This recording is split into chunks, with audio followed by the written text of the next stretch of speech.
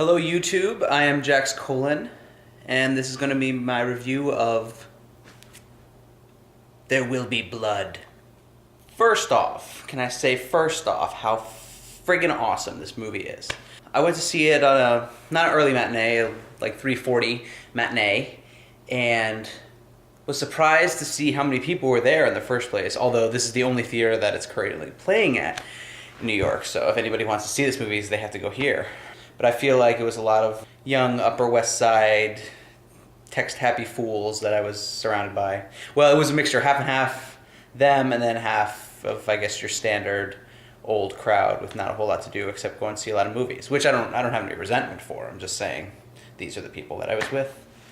As much as I hate to hear it, I have to listen to the various chatter of people as we were coming out of the movie. But usually this does nothing but infuriate me and make me want to turn around that moment and shout at people how fucking stupid they are. But I didn't really have to do it that much in this case.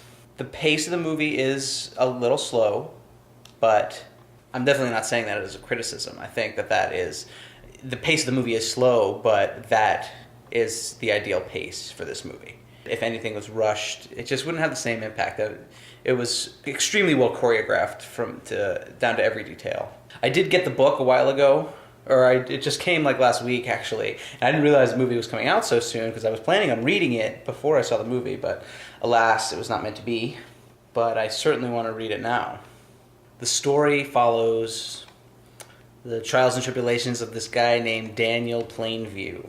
He's a wealthy man, and he's amassed all his wealth from hard work.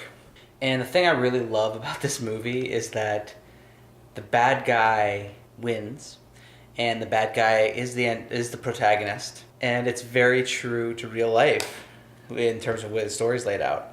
The dialogue is very minimal, but again, it's very strategically placed, and when joined in with a lot of the shots, just nothing in this movie, especially cinematically, there's nothing in this movie is wasted. I'll talk about the opening sequence a little bit. We start out with this great shot of this natural landscape that appears, when you're looking at it, it looks like the camera is tilted 45 degrees, but it's actually looking straight at these mountains, and the mountains actually are angled or appear angled like that.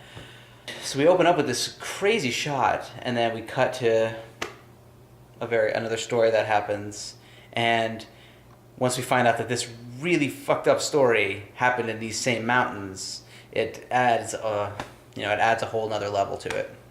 The music is so well placed in this movie. It's very subtle, but it's constant. It's relentless. Every scene is accompanied by some kind of music, and the music just lays this great feeling of tension over everything that happens. Paul Thomas Anderson, he's pretty much a genius, in my opinion. Daniel Day-Lewis plays Daniel Plainview, and he is just a powerhouse. I don't even know how to describe this guy. The way he approaches roles and the roles that he selects it's just unreal that someone can have that much artistic integrity and be that good also. He's just flawless. I mean, he saved Gangs of New York for me. It was all right, but he made it really good. Paul Dano, I'm not sure how to say it, as the seemingly 16-year-old preacher of the local church of this community that Daniel Plainview tries to buy up so he can drill their oil, literally sucking the life out from under their very noses and in the guise of someone who's helping them. This kid gives a very convincing performance and a very enthusiastic performance as this preacher character. And based on most of his actions throughout the movie, you wouldn't notice this enthusiasm because, again, it's very sedated, except, of course, for Daniel Day-Lewis, who is almost cartoonish in his animation, especially compared with everyone else in the movie, who is very subdued. But still, everything about it is real. Even though it's a pretty extreme characterization, the character that Daniel Day-Lewis came up with is totally grounded in reality and performed with the utmost expertise. I mean, I don't know, I cannot heap enough praises onto that performance. So, no question for me, this gets solid 5 punches in the face. And if Paul Thomas Anderson were to punch me in the face 5 times, I would ask for another 5. So, until next time.